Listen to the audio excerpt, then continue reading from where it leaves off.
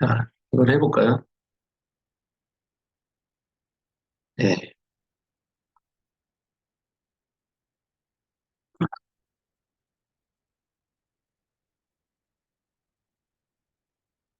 자, 그러면 본격적으로 시작을 해보겠습니다.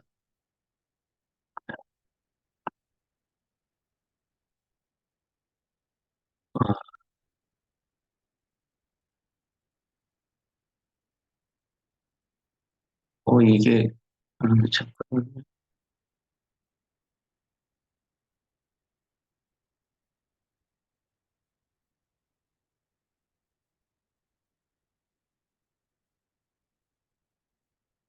잘 보이시나요? 네, 감사합니다. 요거를 우리 그 서정현 도마님이 한번 읽어주시면 어떨까요? 네, 글을 쓰고 싶다면 이것만 가져라. 글쓰기는 발견의 기록이다. 당신이 자신이 쓰고자 하는 화제에 대한 사전적 정의가 아니라 당신과 그 화제와의 관계를 원한다. 나탈리 골드버그. 와, 박수 한번 주십시오. 와, 잘 읽어주셨어요. 이 나탈리 골드버그라는 선생님은 원래 글쓰기를 하시다가 책을 한 권 쓰셨는데 그 책을 통해서 전 세계 베스트셀러가 되셨어요. 그 책 제목이 뭐냐면 뼛속까지 내려가서 써라라는 책의 저자입니다.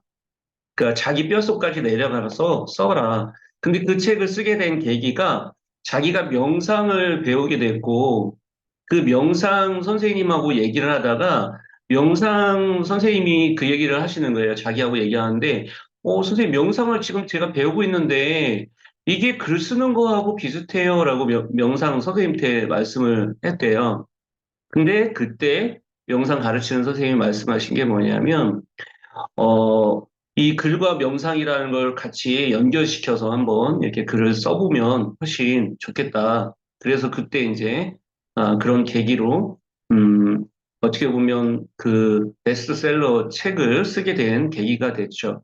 이런 것처럼 어떻게 보면 어, 이분도 지금 얘기하잖아요. 글쓰기는 발견의 기록이다. 특히 우리 자서전이 아니라 자저전을 쓴다는 거는 자서전이라는 거는 내가 남들에게 뽐내기 위해서 내 글을 쓰는 거니까 오히려 자저전이 된다는 것은 자기가 스스로 자기 자신을 이렇게 기록을 통해서 내 대본을 좀 만들어 보자. 이게 하나의 큰 발견이 되겠죠. 글을 쓰다 보면. 그리고 그 주제에 대해서 너무 큰 주제를 쓰는 것보다는 사소하지만 그 사소한 거를 얘기하다 보면 큰 주제로 갈 수 있더라고요. 근데 너무 큰 주제로 가다 보면 이게 좀 추상적으로 흐를 수 있어요. 그래서 글을 쓸 때 나와의 사소한 거하고 연결시키다 보면 이 수필을 쓸 때 특히 사소한 거를 하고 연결을 시키라는 얘기를 많이 합니다. 그리고 그 관계를 같이 물론 사전적 정의도 찾아보셔야 돼요. 사전적 정의를 찾아보지 말라는 말은 아닙니다. 사전적 정의를 내가 얘기하고자 하는 게 제가 전에 썼던 것 중에 떡볶이라는 걸 책을 글을 썼어요. 떡볶이. 근데 떡볶이라고 제목을 달고 떡볶이라고 쓰려고 하니까 뭔가 이게 컨셉이 없는 거예요. 그냥 일반적인 너무 떡볶이에 대한 생각이 나는 거예요.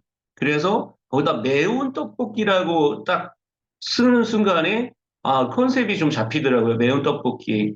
그리고 그거를 연결시켰던 것 중에 하나가 제가 좀 스트레스를 받을 때 매운 떡볶이를 좀 찾아서 먹더라고요.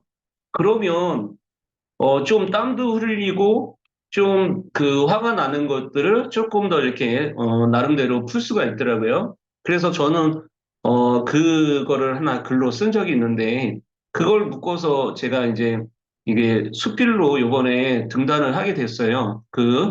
어, 매운 떡볶이, 그거하고 저희 이제 아버지의 직업이라는 두 가지 제목으로 글을 썼는데 그런 것처럼 글을 가지고 우리가 쓰다 보면 그거 자체가 어떻게 보면 남들이 읽기에도 좋은 글이 되지 않을까라는 생각이 듭니다. 자, 이 얘기를 왜 했는지 이제 본격적으로 설명을 드려보도록 하겠습니다. 책 쓰기 뭐 세 가지 부분인데 글을 쓰고 나에 대한 어떤 이 자아저서를 쓸 때 세 가지의 전제 요소를 좀 생각해 볼 필요가 있어요. 첫 번째는 내가 말을 할 때하고 글을 쓸 때하고의 차이는 말을 할 때는 소리도 들리고 그리고 내가 잘 못 알아들었을 때는 서로 얘기하다가 대화를 하다가 물어볼 수도 있죠. 근데 글을 쓰거나 이 책으로 묶고 나오면 이거는 왔다 갔다 하기가 어려워요. 물론 이제 틀린 것들은 나중에 다시 뭐 재판을 찍거나 그럴 때 고칠 수는 있겠지만 저자하고 소통하기는 참 어려운 부분들이 있다. 그래서 글쓰기와 책쓰기의 소통은 첫 번째 조건이 불완전하다. 그래서 내가 글을 쓸 때는 반드시 조심을 하셔야 돼요. 왜 그러냐면 오해를 받을 수 있고 그리고 오류가 날 가능성이 높습니다. 근데 말을 하듯이 하시면 이게 잘못되게 전달될 수 있더라고요. 그리고 그런 부분들을, 물론 그걸 유도하는 사람도 있어요. 일부러 오류를 발생시키고 오해를 발생시켜서 그걸 이제 우리가 올리기 위해서 이렇게 뭔가 부험을 시키기 위해서 이슈를 만들기 위해서 그렇게 하기도 하죠. 근데 그게 의도적으로 그게 아니라면 그게 의도적인 게 아니라면, 우리가 글을 쓰거나 말을 할 때 두 가지의 특징이 다르다. 말을 할 때는 나중에 대화를 할 때 수정을 할 수 있지만, 글은 한 번 내뱉으면, 이걸 다시 주워 담을 수가 없다. 이게 제가 문학도로서, 한 20년, 30년 정도 지금 계속 글을 쓰고 책을 쓰면서 여러 선배님들이 얘기하셨던 것 중에 하나예요. 글을 쓴 거는 다시 담을 수 없으니까 한 번, 이게 내뱉은 거 말은 우리가, 근데 말도 그래요, 사실은. 말도 리더십에서 우리 율곡 선생님은 그 얘기를 하셨어요. 뭐냐면, 소원 다행이다. 말을 적게 하고, 왜 말을 적게 하라고 하냐면, 위로 올라갈수록 그거를 의심하는 분들이 많고, 말에 대해서 영향력이 크다 보니까, 말 자체를 적게 하고 행동으로 보여줘라. 소원 다행이다. 라는 얘기를 했죠. 그러니까 중요한 거는 말도 그렇지만 글은 더욱더 불완전하다. 이게 첫 번째 저지의 조건이고요. 두 번째, 글쓰기는 사람들이 읽고 싶은 대로만 읽어요. 내용도 제대로 모르면서 제목만 보고 판단한다든지, 그리고 실제 목차만 대충 보고, 이런 내용이겠지. 이런 경우도 많아요. 우리가 어떤 기획서를 쓰고 보고서를 보내도요, 이 결제자가요, 전체 다 읽지 않아요. 목차하고 대충 보고, 그 다음에, 이야기를 하더라고요. 그래서 우리가 저도 마찬가지지만, 이렇게 뭔가 평가를 할 때도 보면, 평가할 때 훑어보기를 많이 하더라고요. 전체 꼼꼼하게 보는 거는 나중에 훑어보다가 어떤 데가 좀 문제가 있을 것 같다. 그러면 그때서부터 꼼꼼하게 읽기 시작하죠. 그러니까 중요한 거는 선택적으로 읽힌다는 걸 꼭 기억하셔야 됩니다. 그리고 세 번째가요.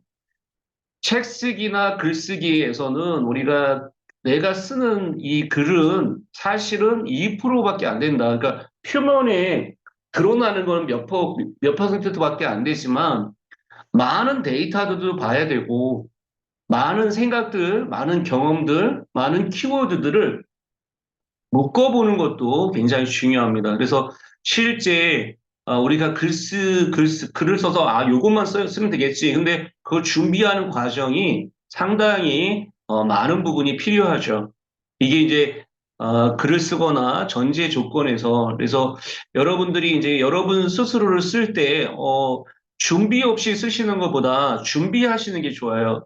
저는 자저전을 쓸 때 뭘 준비해야 되냐 그러면 우선 여러분들이 어렸을 때 사진서부터 여러분의 사진첩을 자꾸 볼수록 옛 생각이 나고 그리고 여러분들을 되돌아보는데 굉장히 도움이 되실 거예요. 이 커리어 포트폴리오를 쓸 때도 우리가 자격증서부터 뭐서부터 다 찾아보라고 하더라고요.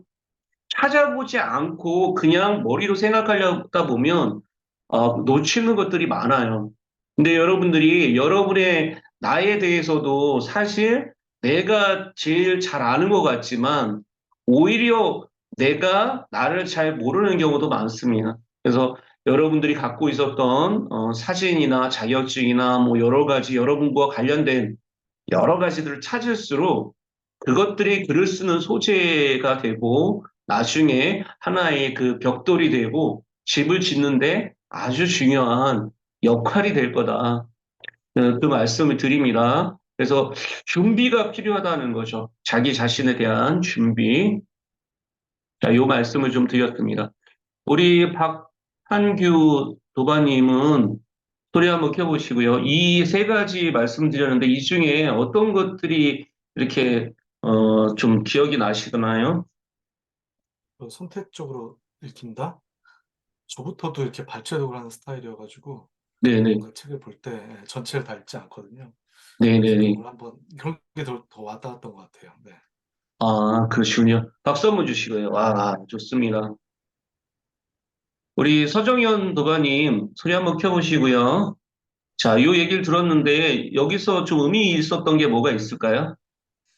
저는 세 개 다 의미가 좀 있는데 지금 뭘 적었나고 보니까 글은 오해를 받을 수 있다라는 문장을 썼는데 그렇기 때문에 글로 쓰면 안 되는 것도 있겠구나.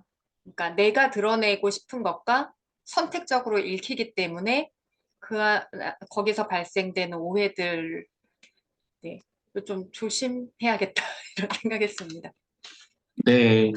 몇 가지 제가 사례를 좀 말씀을 드리면 작가 중에 어차피 작가라는 분들도 자기 경험을 쓰는 거거든요. 그러다 보니까 나중에 자기가 여자분인데 남자친구에 대해서 이렇게 묘사를 하다가 그게 이제 소송으로 가는 경우도 있고요.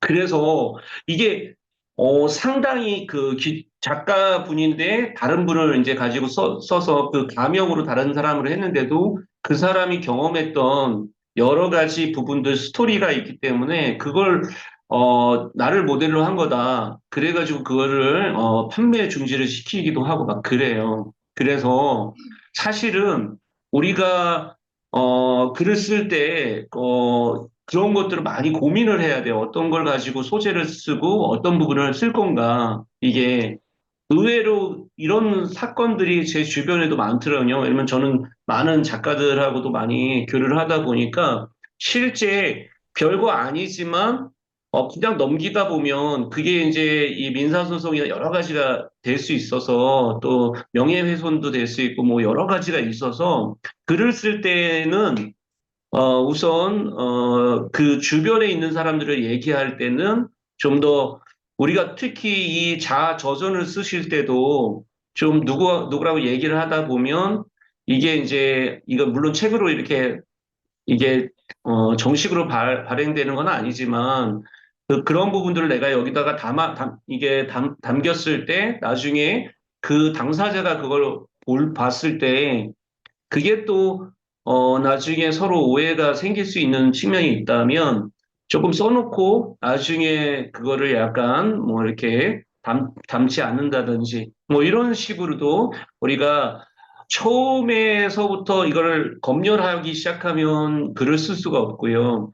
글을 다 쓴 다음에 나중에 이 법적인 문제나 그리고 주변 사람들의 관계나 여러 가지를 검토해 가지고 써보시는 게 굉장히 효과적이죠. 그건 필터링을 좀 하셔야 됩니다. 왜냐면 의외로 이 글이라는 게 참 여러 가지로 그 오해의 소지가 많기 때문에 그런 부분들이 있을 수 있어요. 그래서 실화 사건들이 꽤 많기 때문에요. 그 말씀을 좀 드립니다. 글에 대해서는 쓰실 때 처음에는 검열하지 않도록 자유 프리라이팅을 하셔서 글을 쓰시고 쓰신 다음에 나중에 주변 사람에게 좀 이 글을 읽었을 때 그 사람이 좀 불편할 수 있는 부분이 있다면 그런 것들도 나중에 걷어내는 것도 아주 좋은 방법이다라는 말씀을 좀 드립니다. 요거 좀 말씀드렸고요. 그래서 기자와 작가의 두 가지 얼굴이 좀 필요해요. 아니, 선생님, 이거 무슨 얘기입니까? 기자하고 작가의 얼굴이 좀 필요해요. 그러니까 기자의 부분은 좀 더 객관적인 거를 좀 찾아서 우리가 좀 볼 필요가 있어요. 그냥 쓰다 보면 좀 너무 뜨다 보니까 추상적으로 될 가능성이 높습니다. 근데 기자의 생각처럼 신속하고 구체적인 사실, 팩트를 찾기 시작하고 정확하게 찾고 그러다 보면 이 자체가 좀 더 현실적이고 그리고 좀 현실에 기반한 이야기를 할 수가 있어요. 그리고 이제 현실적인 부분만 너무 가다 보면 자기 사실만 너무 집중하다 보면 자기 팩트는 있고 사실은 있는데 자기 코멘트가 없거나 자기 이야기가 없을 수 있죠. 그럴 때는 작가의 또 얼굴을 써보시는 게 좋아요. 그래서 작가는 또 우리가 여기서의 작가는 좀 감수성을 가지고 상상력을 가지고 그리고 느낌, 행동, 묘사, 수사, 그리고 주관적, 그리고 단문, 뭐 이런 걸 써보시는 거죠, 글을. 근데 성격적으로도 좀 설명드릴게요. 예를 들어서 우리 서정현 그 도바님은 T가 나오나요? F가 나오나요? MBTI에서. 전 F 나옵니다. F가 먼저 나오면 보통 기자보다 작가가 먼저 될 가능성이 높아요. 그러면 감수성이 있고 느낌이 있고 그걸 먼저 쓰시면 훨씬 좋아요. 그리고 나서 나중에 이게 너무 뜨거나 너무 감정적이거나 그럴 수 있잖아요. 그럴 때 이제 기자 정신을 좀 발휘해서 팩트도 찾아보고 구체화 시킬수록 훨씬 더 내용이 좀 이렇게 많은 사람들이 이 T가 읽어도 이 F가 썼지만 T가 읽어도 되게 구체적이다. 이렇게 읽힐 수 있죠. 그리고 거기에 또 필링 같은 경우도 살아 있으니까. 자, 반대일 수도 있어요. 반대로. T가 할 경우에는 먼저 내가 필링이 잘 안 나올 때는 우선 아까 얘기했지만 구체적인 여러 가지 내 자료들이나 사진을 보고 아니면 내 연도표를 만들어 보고 내가 하고 싶은 키워드들을 좀 찾아보고 그리고 다른 사람들은 또 어떻게 썼는가 구체적으로 찾아보면서 힌트를 얻는 방식으로 또 이렇게 쓸 수 있죠. 그러면 이 기자 정신으로 쓰다가 나중에 거기서 자기 느낌들을 자꾸 살리면 이 두 가지가 같이 있을 때 독자의 만족도가 올라갈 가능성이 높아요. 근데 한쪽으로만 이게 치우치다 보면 그게 이제 어떻게 보면 약간의 이제 글이 어떻게 보면 이게 잘 안 읽히고 그런 부분들이 생길 수 있겠죠. 그래서 기자와 작가의 두 얼굴을 좀 말씀을 드렸습니다. 우리 박대성 우리 도바님은 이 얘기를 듣고 내가 적용한다면 어떤 식으로 적용하면 좋을까요? 어, 저는 T인데요. 그 T가 좀 객관적이고 좀 드라이한 부분들을 갖고 그 작가의 느낌에 좀, 좀 더 감정적이고 감성적인 부분들을 좀 이렇게 합해가지고 가면 되지 않을까. 뭐 이런 생각했었습니다. 와우, 되게 좋습니다. 박수 한번 주시고요. 예. 자, 그리고 또 한 가지 방법은 우리가 동우라고도 표현하고 벗이라고도 표현해요. 문우라고도 표현하고요. 보통 글을 쓰는 사람은 혼자 쓰는 게 아니고 같이 동아리를 활동하거나 이렇게 문학 동아리나 뭐 이런 것들을 활동하는데 그리고 그런 데서 이제 만나다 보면 T는 또 F를 서로 만나고 T도 또 F를 또 만나기도 해요. 그러면 어떤 거를 우리가 글을 쓰더라도 같이 만나서 얘기를 하다 보면 서로 좋은 시너지 효과가 일어날 수 있겠죠. 아무래도 다른 사람들의 의견이나 이런 것들을 듣다 보면 너무 내가 이제 내 중심적으로 갈 수 있는데 누군가 읽어주는 사람, 누군가 같이 얘기해주는 사람이 있을수록 이게 집단 지성이 생기고 집단 지혜가 생겨요. 근데 이제 그렇지 않고 혼자서만 이렇게 쓰다 보면 자기에 빠질 수가 있어요. 그래서 글을 쓰는 거는 여러 사람들하고 함께 같이 써야 된다. 그래서 동아리 활동을 많이 합니다. 이렇게 문학 동아리나 뭐 이런 동아리 활동을 하고 합평이라는 걸 좀 많이 해요. 합평이라는 게 뭐냐면 글을 쓴 다음에 우리 박대성 도반님 글을 쓴 다음에 그 글을 우리가 다 읽고 그 다음에 와서, 아, 이 글에서 내 느낌은 어땠다, 뭐는 어땠다, 맞춤법은 이렇게 해야 되는 게 아닐까, 뭐 내용은 이렇게 바꾸면 어떨까, 뭐 자기 의견을 막 던지는 거예요. 그러면 자기 생각들이 좀 이렇게 일어나기 시작하고, 서로, 아, 이게 읽는 사람들의 입장은 또 이렇게 다를 수 있구나. 또 그걸 알게 되면 쓸 때도 훨씬 더, 도움이 될 수 있죠. 이런 과정들이 결국에, 혼자 할 수도 있지만, 처음엔 혼자 하기가 좀 어려울 때는 여러 사람들하고 같이 뭐 읽고, 같이 이런 독서 토론도 한다든지, 합평을 한다든지, 이런 것들이 굉장히 효과적일 수가 있습니다. 자, 요 말씀을 우리가 좀 드렸습니다. 그래서 여러분들이 글을 올려주시고 서로 나중에 이제 글을 읽고 나서 그 다음에 서로 어, 이렇게 버디를 하는 경우도 있어요. 버디 시스템을 요즘 회사에서도 버디 시스템 많이 하잖아요. 혼자 하다 보면 좀 어떻게 보면 잘 적응 못할 수 있으니까 버디를 붙여서 서로 이렇게 피드백을 주는 방식으로 그렇게 할 수도 있습니다. 그래서 그런 식으로 이렇게 두 가지를 좀 말씀드릴게요. 자, 이렇게 좀 봤고요. 두 가지 정도를 지금 이야기를 드렸고요. 이제 본격적으로 그 집을 지는 과정들을 좀 설명드리도록 하겠습니다.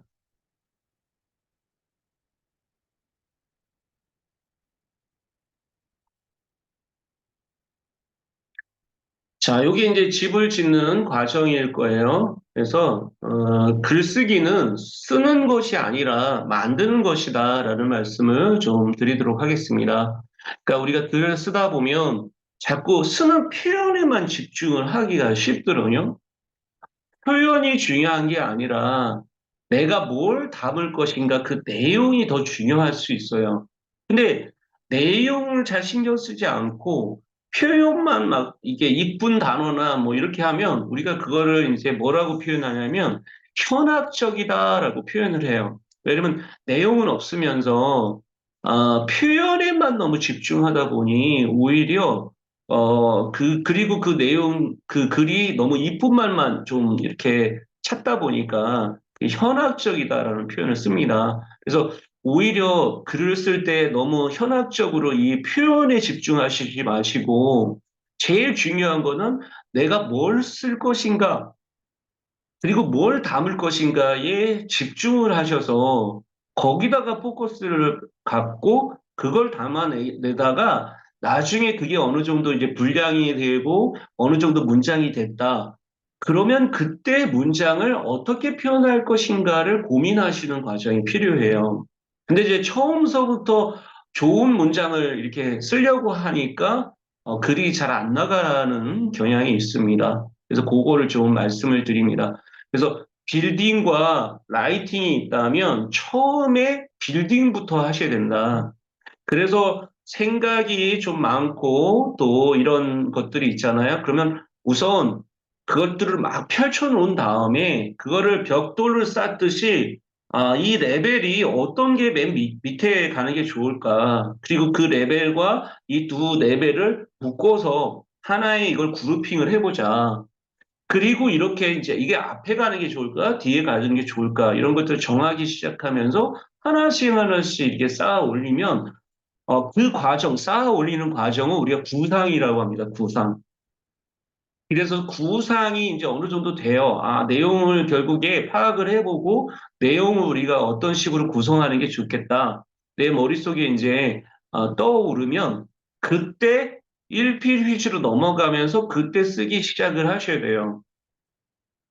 근데 이 구상이 좀 안 된 상황에서 그냥 글을 써가지고 나중에 다 묶기만 하면 물론 나에게서 나온 글이니까 그것도 되게 의미가 있긴 하겠지만 내가 어느 정도 이렇게 그 로지컬한 띵킹을 하지 않은 상황에서 그냥 쓰다 보니 읽는 사람이 이해하기가 좀 어려울 수가 있어요. 그래서 빌딩을 먼저 하신 다음에 라이팅으로 가시는 과정이 중요하다. 그 빌딩을 할 때는 바텀업 방식으로 하는 게 좋다. 바텀업 방식이라는 게 우리가 맥켄지에서 이 로지컬 띵킹이라는 걸 싱킹을 할 때 맨 밑에서부터 하나하나 이렇게 팩트를 찾고 그거에 대한 뭐 코멘트나 그거에 대한 구체적 사례를 찾거나 이런 것들을 어떤 식으로 이렇게 보여주는 게 좋을까 그런 것들 하나씩 하나씩 바텀업으로 한번 이렇게 생각하고 크로스 체킹을 하셔야 돼요. 뭐냐면 바텀업으로만 이렇게 생각하고 그냥 놔두면 이게 로지컬 띵킹이 안 되고 이게 바텀업으로 한 다음에 위에서 톱다운 방식에서 한번 다시 보는 거예요. 그러면 어떤 효과가 있냐면 위에서 한번 보면서 밑에서 한번 본 다음에 위에서 한번 보니까 훨씬 더 이게 어떻게 됩니까? 크로스가 되면서 자기가 갖고 있는 오류나 중복된 거나 이거 여기도 얘기했는데 여기도 얘기했네. 그러면 이건 빼야 되겠다. 그리고 이런 것들을 이제 잡아낼 수가 있죠. 그걸 우리가 보통 MEC라고 해서 MEC라고 해서 중복되지 않으면서 전체 합을 만들어가는 과정을 우리가 이야기합니다. 그리고 이제 그 다음에 어느 정도 이제 이렇게 나가면 되겠다. 목차가 잡히면 빨리 쓰셔야 돼요. 이게 중간에 이 목차가 구성이 되면 내 머릿속에 이게 딱딱딱 어떻게 써야 되겠다는 구상이 나오더라고요. 그러면 빨리 그거를 완벽하게 쓰겠다는 생각보다 초벌을 우리가 빨리 내라 그래요. 초안을 빨리 내라, 초고를 빨리 내라. 그 얘기를 해요. 초고를 빨리 내야 되는 이유가 금방 자기가 이렇게 로지컬하게 만들어 놓고 그걸 써 나가는 과정 안에서 중간에 또 생각이 바뀌고 막 그러다 보면 결국에 나오지가 않아요, 뭔가 작품이. 근데 초벌을 빨리 내거나 초벌 구의를 하거나 자기 초안을 빨리 내면 그 초고를 보고 나서 어느 정도 분량이 나왔으니까 그때는 그걸 고치려고 하지 말고 며칠 지나게 묵히라고 보통 많이 얘기를 합니다. 묵히고 나서 그걸 전혀 생각하지 않고 다른 일을 하다가 이제 조금 이제 봐서 이제 정리를 해야 되겠다. 그러면 그때 다시 와서 이게 내 글이 아니라고 생각하고 그때서부터 이제 본격적으로 이 글을 이제 교정하기 시작하고 수정하기 시작하면 그걸 리라이팅이라고 하죠. 보통 리라이팅을 하기 시작하면 그때서부터 글이 굉장히 좋아집니다. 자, 다시 한번 설명드릴게요. 자, 이 프로세스를 잘 기억하셔야 돼요. 글을 쓴다는 거는 처음에 손으로 쓰시는 게 좋다. 그래서 손으로 자기 생각을, 마인드 맵을 그리든, 여러분들 브레인스토밍을 해서 포스트잇에다가 막 이렇게 적든, 그리고 나서 리스트업이라고 하죠. 보통 자기 생각들을 막 펼쳐놔요. 펼쳐놓은 걸 가지고 그 중에 이거 좁혀서 키워드를 좁혀 나가죠. 그래서 포커싱이라고 하죠. 키워드를 한 서너 개로 좁혀 나가요. 그러니까 제가 지금 쓰고 있는 채용 트렌드 2024라는 책을 쓰고 있는데요. 거기서 이제 키워드가 전체 키워드는 컬처 핏이라는 키워드예요. 세상이 이제 옛날에는 직무 핏이라고, 직무에 관련된 적성, 직무의 적합도가 되게 중요하다 보니까 자핏이 되게 중요했어요. 옛날 직무가 잘 맞는 사람을 뽑는 게 중요했어요. 근데 점차 지금은 퇴사율이 높아지다 보니 컬처 핏에 대해서 많이 고민을 합니다. 뭐 이제 조직에서 컬처 핏이 맞냐, 안 맞냐, 이런 것들이 굉장히 중요시되고 있는 트렌드고 그 트렌드의 10가지 정도를 뭘 이야기하는 게 좋을까? 1년 동안 고민을 했던 거고 그 트렌드 중에 이제 퇴사를 많이 하다 보니까 요즘에 많이 하는 게 회사마다 이 다이렉트 소싱을 해요. 옛날에 헤드헌팅에다 맡겨 놓다 보니 좋은 인재를 구하기가 어려운 경우가 너무 많으니까 우리 회사에서 아예 영입을 하는 팀을 만들자. 그리고 거기서 이제 다이렉트로 이제 소싱을 하는 경우가 많아졌죠. 그러니까 이런 것들이 하나의 이제 전 세계적 트렌드인데요. 그런 것들을 우리가 보면 그런 키워드들을 하나씩 하나씩 어떻게 이거 연결해서 어떤 식으로 목차를 만들 것인가를 고민하는 것들이 되게 중요하죠. 절대 이게 우리가 영어로는 이제 컨텍스트라고 표현하는데 텍스트와 텍스트가 연결이 되면서 맥락이라는 것이 만들어집니다. 근데 내가 갖고 있는 컨텐츠만 생각하고 이 맥락을 생각하지 못하면 묶지 않으면 결국에 그거를 다른 사람을 설득시키기가 어려울 수가 있어요. 그래서 그 부분을 우리가 꼭 기억하셔야 되겠다. 요 지금 장표가 상당히 중요한 장표예요. 제가 뭐 책을 20권 이상 내고요. 그리고 저는 이 강의도 글쓰기 강의도 오랫동안 한 사람이거든요. 근데 이걸 하면서 매번 중요시하는 게 이 장표를 엄청나게 중요시합니다. 자, 우리 서정현 도바님은 또 책도 내신 분이고, 또 그러니까 지금 얘기를 들으면서 어떤 게 좀 이렇게 들리기 시작하시나요? 네, 말씀처럼 그 표현에 집중하다 보면 나중에 이게 뭘 쓰려고 한 거지? 이런 상황들이 자꾸 벌어지는 것 같아요. 그런데 내가 쓰려고 하는 내용에 조금 더 집중하고 그것들을 우선은 쓰고 시간을 갖고 다시 정리할 수 있는 그런 프로세스를 조금 잊고 있었다. 뭐 이런 생각을 좀 하게 됐습니다. 네, 박수 한번 주십시오. 아, 좋습니다. 우리 조성일 도바님 소리 한번 켜보시고, 지금 말씀드렸던 것 중에 좀 의미가 있었던 거는 조성일 도바님에게 의미가 있었던 건 어떤 게 있을까요? 글을 쓸 때 기본적으로 그 일상 속에서 제가 접하는 것들을 갖고 주제를 찾게 되거든요. 그렇게 되다 보면 아까 말씀하셨던 브레인스토밍이나 마인드맵 같은 형태가 될 거고 그 말씀 중에서 아까 말씀드린 일피, 휴지, 라이팅, 탑다운이라는 부분을 생각했는데 그거는 프리라이팅처럼 기존의 일상 속에서 생각하는 것들이 많이 쏟아져 나오고 그거를 심사숙고, 그러니까는 체계화 시켜주는 거죠. 목차를 만들어가는 과정 속에서 이게 하나의 통론적으로 이렇게 이해가 가는, 그러니까는 이게 너무 산발되어 있는 거가 아니라 이 통론적으로 무엇을 이야기하고자 한다라는 것들이 형성이 되는 심사숙고가 되는 과정들 속에서 이게 전체적인 글이 되는 것이 아닐까라는 생각을 했습니다. 네. 이야, 박수 한번 주세요. 우리 조성일 도바님 대단하시네요. 이게 이제 시줄과 날줄, 우리 촌장님이 말씀 많이 하시는 것 중에 하나가 이 시줄과 날줄을 우리가 하나씩 하나씩 만들어가는 과정하고도 관련성이 좀 높겠죠. 우리 조성윤 도바님 소리 한번 켜보시고, 어, 자, 어떤 생각이 드셨어요?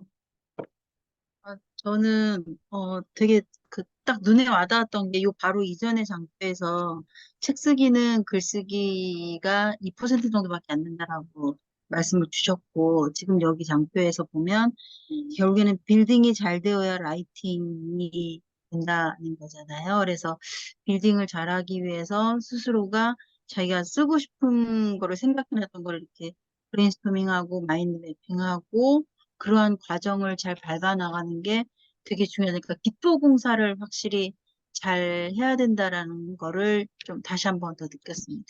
네, 박수 한번 주시고 좋습니다. 자, 우리 유미애 도바님은요? 네, 이 두 가지가 얼마나 중요한 건지 다시 한번 느끼는 시간이었고요. 아까 시줄과 날줄 말씀하신 것처럼 총장님 말씀 표현으로 좀 빌자면 깊이뛰기와 넓이뛰기가 되어야 된다는 거. 그러니까 자신의 이야기도 잘 풀어내는 부분들이 있는데 이거를 상대를 설득하기 위해서는 심사숙고해서 잘 구조화해야 된다라는 걸 느꼈습니다. 네, 박수 한번 주시고요. 자, 우리 김기문 도바님이요? 회사에서 보고서 쓰는 스토리랑 거의 비슷한 것 같아요. 일단 하고 싶은 얘기를 쭉 써보고 그거를 구조화시켜서 스토리 라인으로 만들고 그 다음에 초안을 빨리 만들어 놓으면 그 다음에 거기서 가감하면서 지금 교장 선생님 말씀하신 맥락 그 다음에 아까 나왔던 그 일반 독자들은 선택적으로 읽기도 하기 때문에 그런 뭐 스트럭처라든가 필요하면 도표 이런 것까지 더 만약에 넣을 수 있다면 좀 더 설득력 있는 책이 될 수 있지 않을까 그런 생각이 드네요. 네, 박수 한번 주시죠. 아, 중요합니다. 지금 저도 그 말씀을 해주시니까 그 말씀이 떠올라요. 쓸데없는 경험은 없다. 그러니까 우리가 보고서 쓸 때도 너무 힘들었었잖아요. 근데 저도 진짜 보고서 가르치고 보고서 쪽도 많이 강의를 하는 테마 중에 하나인데 책도 냈고요. 보고서 마스터라는 책도 내고 뭐 기획서 마스터라는 책도 냈던 사람이고 그 지금도 강의를 하고 있고요. 근데 중요한 거는 세상에 진짜 쓸모없는 경험은 없는 것 같아요. 정말 제가 처음서부터 기획서 보고서 쓰면서도 아, 이거 정말 이걸 써야 되나 막 이런 생각들도 많이 들었는데 나중에 이제 그 산을 넘으면 그 넘는 게 굉장히 여러분에게 큰 도움이 되듯이 이렇게 우리가 좀 볼 수 있지 않을까라는 생각이 듭니다. 자, 이렇게 요거는 넘어가도록 할게요, 이제. 그래서 구체적으로 목차를 짤 때 디프라는 걸 좀 넣어주시면 좋아요. 깊이 있게 들어가시는 게 좋아요. 그래서 그냥 책 한 권은 당신의 인생을 바꾼다. 뭐 이렇게만 쓰는 것보다 옆에 보면 오히려 후의 입장에서 책을 집는 독자의 입장이 되어라. 이렇게 가고 독자의 입장의 유익함과 뭐 편리함. 이런 식으로 조금 더 친절하게 목차를 잡을수록 훨씬 더 목차가 훨씬 더 잘 되더라. 근데 이제 독자 친화적이지 않고 자기 중심적으로 쓰게 되면 보통 그냥 이렇게 팩트로 이렇게 나열하기가 쉬운데 오히려 이걸 읽는 사람이 30살 정도 되는 사람이 읽었으면 좋겠다. 서른 난생 처음 책 쓰기. 이렇게 하면 훨씬 더 이게 독자의 입장에 들어가 있으니까 내가 서른인데 그리고 잡게 되죠. 그리고 이런 식으로 처음서부터 그 생각을 하기는 어려워요. 그러니까 처음엔 일환처럼 쓰는 거예요. 목차도. 그러다가 일환은 내 중심적으로 이렇게 정리를 해야지 정리가 되니까 정리를 한 다음에 이걸 읽는 사람 입장에서 한 번 더 이렇게 좀 생각해 보고 또 다른 사람들은 또 어떻게 썼나 또 이렇게 벤치마킹도 좀 하다 보면 자기가 조금 이렇게 수정할 수가 있겠죠. 그래서 처음서부터 목차 신경 쓰셔야 돼. 대충 쓰고 절대 나가시면 안 돼요, 목차도. 목차도 어느 정도 자기가 좀 자기 스스로 이게 설득이 돼야 돼요. 저는 그 얘기를 꼭 말씀드리더라고요. 내가 글을 쓸 때 내가 제목을 좀 소제목이라도 잡았는데 쓰고 싶은 마음이 들 정도의 소제목을 잡아라. 그래야지, 내가 설득이 되니까, 나도 써보고 싶다, 이거. 그리고 이게 글이 나가더라고요. 근데 그러지 않으면 이 자체가 그만큼 자기가 자기 설득을 하기 위해서도 조금 더 성의껏 쓰시는 게 이 구체적인 목차를 쓰는 부분에서 되게 중요하다. 그리고 이제 책을 읽으실 때 꼭 목차를 먼저 보시고, 목차가 하나의 건축 설계 도면이라고 생각하시는 게 좋아요. 모든 책에, 그리고 아까 발취독이라고 해서 우리가 발췌해가지고 이 책을 읽잖아요. 그럴 때도 목차를 딱 열면, 어떤 건 읽어보고 싶고 어떤 건 읽어보지 않고 싶잖아요. 그리고 그걸 열었을 때 거기 읽어보고, 이 책 사야 되겠다. 여기만 읽었는데도 이 책은 갖고 와서 다른 것들도 좀, 전체를 좀 어떻게 얘기했는지 돼야겠다. 뭐 소장각이라고 하잖아요. 우리가 갖고 와서 좀 읽어야지 될 부분이 만들기 때문에, 요렇게 좀, 이야기를, 드릴 수 있습니다. 아이고, 시간이 벌써, 우리가 1시간 벌써 이렇게 금방, 됐네요. 시간이 이제 돼서요. 10분 정도 쉬었다가 저희가 9시 2분에 다시, 진행하도록 하겠습니다. 고생하셨습니다.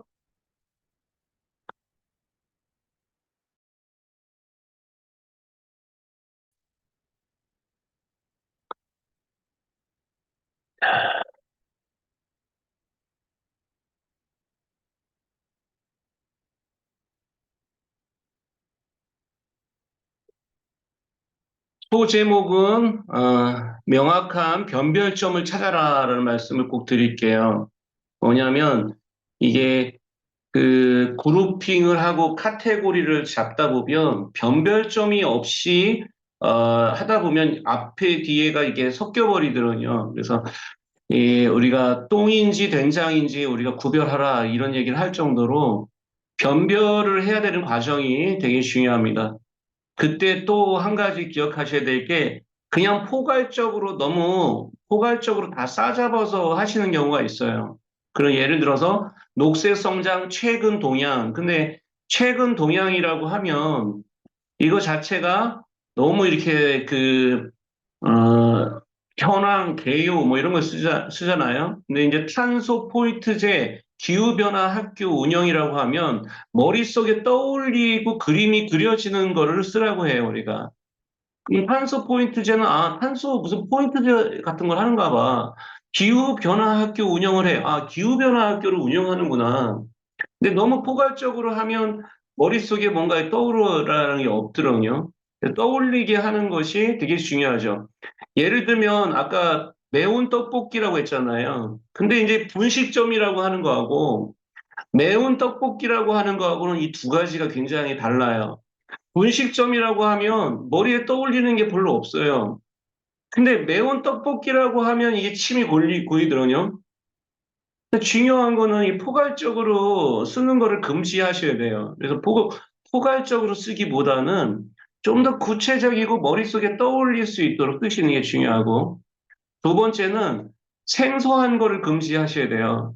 그러니까 지나치게 자기만 알고 있는 거를 자꾸 얘기하다 보면, 물론 이제 뭔가 정보를 전달하는 책은 일부러 그렇게 이제 신조어를 만들거나 뭐 이럴 수도 있어요. 근데 그런 게 아니고, 우리가 쓰는 이제 이 소프트한 글 같은 경우에는 좀 더 생소한 것보다 남만 알고 있는 것보다 전문가라는 생각에서 내려놓고 일반 대중이 읽기가 편하도록 써라. 우리 유시민 작가님 글이 되게 잘 읽히는 것 중에 하나가 꼭 책을 읽어주는 사람이 있대요. 그 와이프가 수학을 하신 분이래요. 그래서 뭐 이렇게 딱 읽어주는데 그 작가들 또 와이프나 작가의 주변의 후배들이나 누가 읽어주는 경우가 많아요. 이렇게 보면 다들. 그래서 여러분들도 쓰고 나서 누굴 좀 읽어보라고 자꾸 이게 주시는 게 좋아요. 주시는 게. 물론 안 읽겠다는 사람은 억지로 주면 안 됩니다. 중요한 거는 좀 읽겠다는 사람에게 주셔야 돼요. 세 번째는 애매모호한 걸 금지해야 된다. 그래서 우리가 주어가 날아가거나 목적어가 날아가거나 그러면 이게 문제가 될 수 있어서 좀 더 주체가 분명하고 객체가 분명할 수 있도록 주체와 객체를 명확하게 써라 이 얘기를 많이 해요. 자, 본격적으로 좀 더 말씀드리도록 하겠습니다. 예를 들면 선정문목법 같이 따라서 읽어볼게요. 선정문목법 시작. 선정문목법. 눈목법. 자, 이 머릿속에 기억하세요. 선정문목법이라는 걸 꼭 기억하십시오. 무슨 얘기냐면 먼저 선정해서 문을 열듯이 목차를 써라. 이게 굉장히 중요한 거예요. 누가 이 얘기를 했냐? 우리 다산 정리학용 선생님의 다산 지식경영법이라는 책이 나왔죠. 그 정민 선생이라는 분이 그 책을 쓰신 건데 그 책은 본인이 그 휴식열에 하버드 대학교 가서 거기서 이제 책을 쓰셨어요. 그래서 그런 것들을 우리가 보면 중요한 거는 여기 안에서 이야기하는 것도 전체 목차를 먼저 세우고 그 갈래를 가지고 하나씩 하나씩 저 같은 경우는 카드 작업을 좀 해요. 카드 작업. 카드 작업이 굉장히 도움이 되더라고요. 왜냐면 처음에 이제 분량이 많거나 그러면 자꾸 헷갈릴 수 있으니까 카드에다가 키워드들을 좀 정리를 좀 해놓는 게 나중에 헷갈리지 않을 수 있어요. 그런데 이제 그거를 다 외워서 하기에는 힘드니까 카드를 가면 문방구나 뭐 다이소나 뭐 이런 데 가면 대부분이 카드가 있고 그 카드를 이렇게 낱개로 해서 이렇게 돌려서 무슨 영어 단어장 같은 거 우리가 많이 팔잖아요. 그런 거를 좀 가지고 거기다가 이제 키워드를 써서 내가 담고 싶은 내용이 뭐가 있는지 키워드들을 좀 담아서 쭉 들고 다니면서 거기다가 생각날 때마다 하나씩 하나씩 채워 놓는 거죠. 그러면 나중에 이 카드 작업을 한 후 기본적으로 이제 그걸 앞뒤로 바꿀 수가 있으니까 훨씬 더 좋죠. 근데 독일에서는 대부분 노트를 사용하지 않고 카드로 자기가 이렇게 편집을 했다고 하죠. 우리 김정훈 교수님이라고 해서 에드톨로지라는 책에서 이야기를 하고 있죠. 그래서 실제 학습도 카드로 우리가 학습을 많이 하는 것처럼 기본적으로 노트로 하다 보면 그냥 줄글을 쓰게 되거든요. 그게 아니고 카드면 카드는 내가 이렇게 앞뒤를 바꿀 수가 있고 편집을 할 수가 있으니까 그 작업이 도움이 될 때가 있다. 이 목차 작업할 때는 특히 먼저 목차를 잡고 가야 된다. 근데 이 얘기가 이게 다산 정약용 선생님도 얘기하셨지만 이 잭 웰치라는 사람도 본인이 이제 회사의 회장이 됐죠. 회장이 됐는데 회사에 너무 많은 일들을 해요. 그래서 이걸 좀 정리해야 되겠다. 그리고 잭 웰치의 3원이라는 책에서도 얘기하듯이 이 세 가지 원을 이렇게 벤 다이어그램으로 그립니다. 그리고 그 그림 안에 키워드 세 개를 가지고 나머지를 그룹핑을 해놓죠. 그리고 이것만 살리고 나머지들은 구조조정을 하겠다. 이렇게 정리하면서 이 벤 다이어그램 세 가지 원을 통해서 우리가 정리를 할 수가 있어요. 그래서 기본적으로 이렇게 정리하는 그룹핑이라는 것이 굉장히 효과적입니다. 그룹핑이라는 것은 키워드를 카테고리를 잡아서 어떤 카테고리가 이 카테고리와 어떤 관계가 있는가를 설정해서 그 중에 모든 걸 다 얘기할 수는 없으니까 크게 이 세 가지로 정리하는 게 좋다. 선생님 왜 세 가지로 정리합니까? 이거 많이 물어보는데 이 세 가지로 정리하는 거는 이 맥켄지에서 이 3이라는 숫자가 매직 넘버라고 해요. 사람들을 설득시킬 때 세 가지 덩어리로 이렇게 하는 것이 많이 쓰이던 기법이니까 이렇게 세 가지로 정리해 보시면 좋습니다. 자, 이제 실습을 우리가 하기 전에 하나 더 말씀을 드리면 이거를 또 개발하신 분이 있어요. 이거를 논리적 글쓰기 습관이라고 이 바바라 민토라는 선생님이 이 논리적 글쓰기를 이제 개발하셨는데 이번에 맥켄지 컨설턴트로 처음 여성으로 입사를 하셔서 문서의 이제 작성이 귀재가 되시고 그걸 여러 데이터들을 다 이렇게 정리하면서 바바라 민토 피라미드라는 스트럭처를 만들게 돼요. 그 방법을 가지고 책을 우리나라에서 번역된 책은 논리의 기술이라는 책도 있고요. 그리고 논리적 글쓰기라는 책도 있습니다. 이게 이제 목차를 잡을 때 아주 많이 쓰이는 방식이고 이거를 좀 설명드리도록 하겠습니다.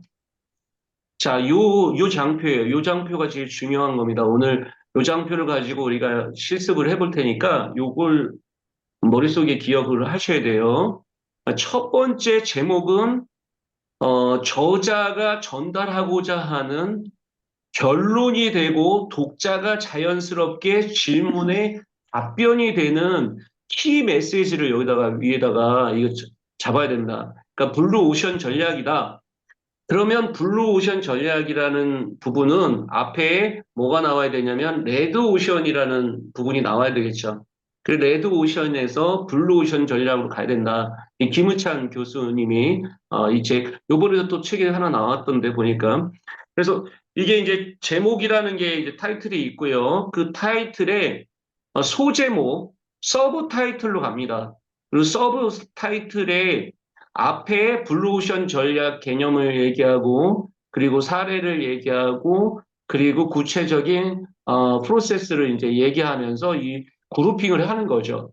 그때 이제 묶을 때는 보충되는 것들이 사실과 자료, 예시 뭐 이런 걸 통해서 근거를 잡아야 되겠죠. 우리가 어떤 이야기를 할 때 그냥 얘기하다 보면 어떤 걸 얘기하고 싶지만 아까 얘기했지만 그냥 떡볶이만 얘기하다 보면 이 떡볶이 얘기가 너무 하찮은 얘기가 될 수 있잖아요. 근데 이제 자료도 찾아보니까 이 떡볶이가 왜 사람들이 떡볶이를 찾는가 봤더니 이 매운 거를 먹었을 때 스트레스 해소가 되는 부분이 의학적으로 많이 밝혀진 게 있는 거죠. 그러면 이 얘기를 좀 녹여서 좀 얘기하면 좋겠다. 그래서 내가 이제 떡볶이를 찾는 이유가 그런 부분도 있었는데 이런 게 있구나, 역시. 그러면서 새로운 정보도 알게 되고, 내가 갖고 있는 또 이야기를 하게 되고, 또 그 제가 이제 부산에 갈 때 이제 범일동에 가면 또 매떡이라고 해서 굉장히 매운 떡볶이가 있는데, 일본 사람들도 와서 거기서 그 매운 걸 먹는데요. 그런 것들을 이제 저 같은 경우는 워낙 이 매운 떡볶이를 좋아하고 그러다 보니까 어디 강의 가면 좀 검색도 막 이렇게 해보는 거예요. 그러면서 그것도 이제 찾아다니면서 좀 먹어보고 그런 것들이 나중에 내가 글을 쓰는데도 도움되고 나에게도 좋아하다 보니까 맛집 같은 경우를 많이 찾는데 최근에 이제 맛집을 찾는 방법을 하나 또 터득했어요. 티맵에 보면 티맵에 보면 자세히 보기를 하면 거기에 티맵에 몇 번 그게 이 사람들이 그 좀 한 달, 3개월 동안에 몇 번 이렇게 클릭을 하는지가 나오더라고요. 그래서 그걸로 가면 거의 맛집이 많던데요. 보니까 이거는 거의 블로그 작업이나 이런 것들이 아닌 그 티맵으로 한 거는 되게 좋더라고요. 이런 것처럼 크로스 체킹을 해보는 거죠. 여러 가지로. 이 목차 잡을 때도 크로스 체킹을 해보는 게 중요합니다. 그냥 맛집이라고 그냥 믿고 갔다 보면 아닌 경우도 많잖아요. 그러니까 내가 블로그로도 알아보고 티맵으로도 알아보고 또 앱 중에는 그 TV 맛집이라는 게 있어요. TV 맛집. 그럼 TV 맛집에 반경 5km 안에 TV에 나왔던 맛집을 좀 찾을 수가 있죠. 그럼 그런 거 찾아가지고 또 확인해 보면 훨씬 더 또 직접 가다가 들어가려고 하는데 뭐 차가 몇 개 없어. 여기는 좀 사람들이 많이 안 오나 보다. 우리가 충분히 여러 가지 그 지표를 통해서 알 수가 있기 때문에 그런 부분들도 찾을 수가 있겠죠. 여러 가지로.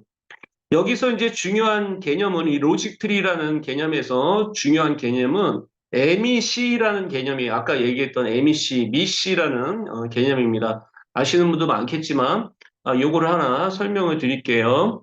자, 이 MEC로 논리적 목차를 잡으면 훨씬 효과적입니다. 이때 이제 중복된 것들이 없어야 좋아요. 근데 개인 병원, 일반 병원, 대학병원 이러면 공립병원은 이게 일반 병원이면서 대학병원 같이 섞이니까 이게 문제가 될 수 있겠죠. 이런 것들처럼 중복된 거를 좀 제거하시고 그러면 이게 중복된 걸 어떻게 제어하냐? 이걸 또 이제 이 맥켄지에서도 아주 잘 쓰는 방법 중에 하나가 중요한 거 세 가지를 얘기하고 그리고 나머지는 다 그냥 기타로 뽑아라 이렇게도 얘기를 해줘요. 그런 방법으로 얘기를 했을 때 훨씬 더 이제 기타로 돌리고 나머지 중요한 거 세 개만 얘기하고 그 외 기타가 뭐가 있다 이렇게 돌리면 훨씬 더 이 목차를 잡는데도 효과적으로 우리가 잡을 수가 있죠.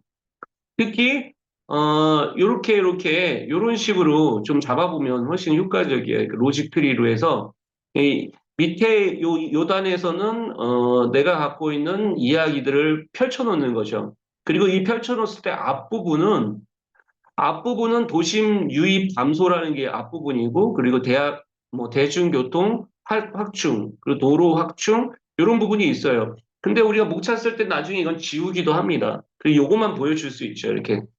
이걸 같이 보여줄 수도 있고 아니면 구조가 너무 복잡할 수 있으니까 다 지워버리고 나중에 순서는 요거만 보여줄 수도 있어요.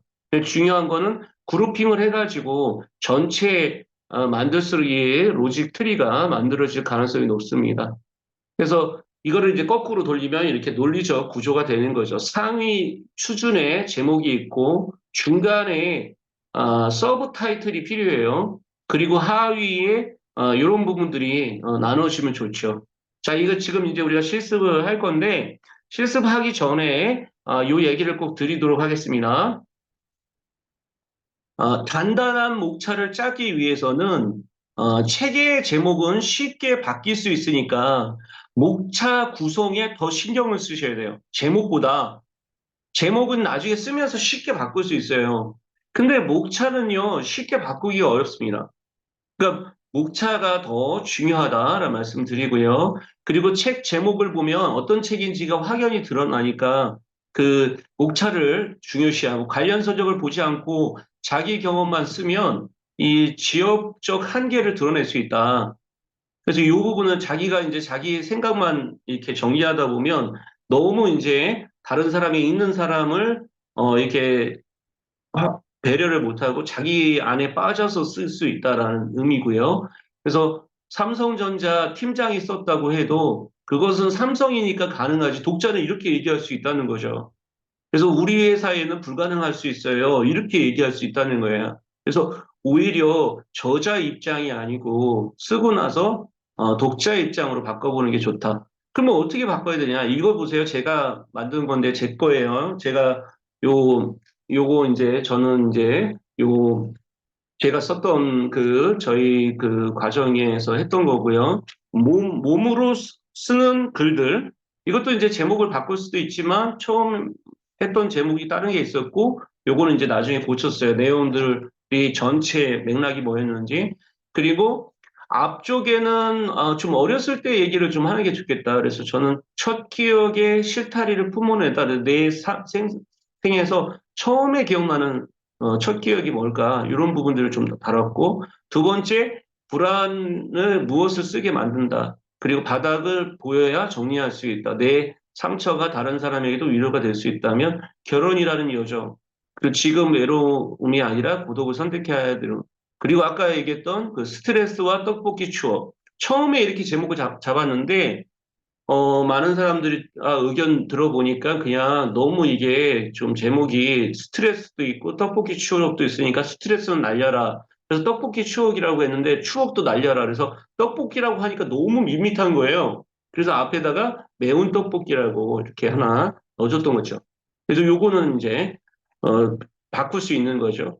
그리고 몸으로 쓰는 책들, 그다음 부끄럽게 느꼈던 아버지의 직업, 나는 어떤 사람으로 기억되는가. 그래서 이게 중요한 게 처음하고 이게 오프닝하고 클로징하고 이 두 가지는 좀 신경 쓰셔야 돼요. 이 수필을 쓰시든 아니면 소프트한 이 자서전을 쓸 때도 이거 다 수필이라고 우리가 장르로는 얘기하는 거니까 그 장르 에세이를 쓸 때도 앞에 시작할 때하고 뒤에 마지막에 끝날 때가 이게 일치가 돼주면 그거 자체가 이제 형식을 만들어 주더라고요. 그래서 그것만 좀 연결시켜도, 글이 읽은 사람이 나중에 감동을 받았다고 얘기하는 경우가 많아요. 그래서 우리가 글을 쓰는 것도 말을 하는 것도 비슷하잖아요. 어떤 얘기를 할 때 처음에 오프닝이 중요하고, 그리고 마지막에 어떻게 끝내느냐, 이 클로징이라는 게 중요한 거니까, 요 두 가지는 좀 신경을 쓰셔야 돼요. 목차를 잡을 때. 그리고 우리 카페에도 가보면 카페에도 이렇게 그 선생님들이 올려놓은 부분들이 있어요. 그리고 목차도 있고 내용도 있고 읽으니까 다른 분들은 또 어떻게 쓰셨는지 보셔도 되고 수필 중에서 뭐 자서전 같은 수필들도 많고 그러니까 그런 걸 보셔도 좋고요. 그래서 뭐 참조하시는 것도 좋지만 중요한 거는 이제 참조하실 때 그런 것들을 좀 생각해서 우리가 볼 필요가 있습니다. 그래서 요거를 한번 만들어 보시는 게 좋아요. 지금은 요 자기 거를 제목을 가제로 하나 만들어 보고 그 다음에 1서부터 한 10가지, 뭐 20가지 뭐 이렇게 만들어서 내가 쓰고 싶은 소제목을 하나 좀 정해서 쭉 한번 이렇게 만들어 보는 거예요. 지금 좀 만드는 시간을 좀 갖도록 할게요. 그래서 지금 남은 시간 동안 좀 우리가 만드는 시간을 좀 갖도록 하겠습니다. 자, 펜을 드시고 하시는 게 좋고요. 펜을 드시고 자기 거를 한번 정리를 좀 지금 해보시는 게 좋습니다. 자, 궁금한 게 있으시면 지금 질문해 주시고요. 궁금한 게 없으시면 제가 노래를 아주 글 쓰는데 좋은 노래를 들려드리도록 할게요. 자, 우리 유현심 도반님 뭐 하실 말씀 있으신가요? 예.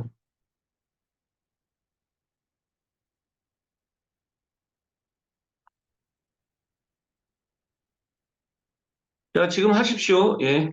아니요, 특별히 없습니다. 예, 예, 예.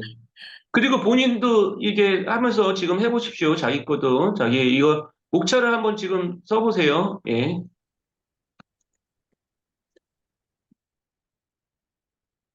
피드백도 드릴 테니까 지금 쓰시면 좀 써보십시오. 예.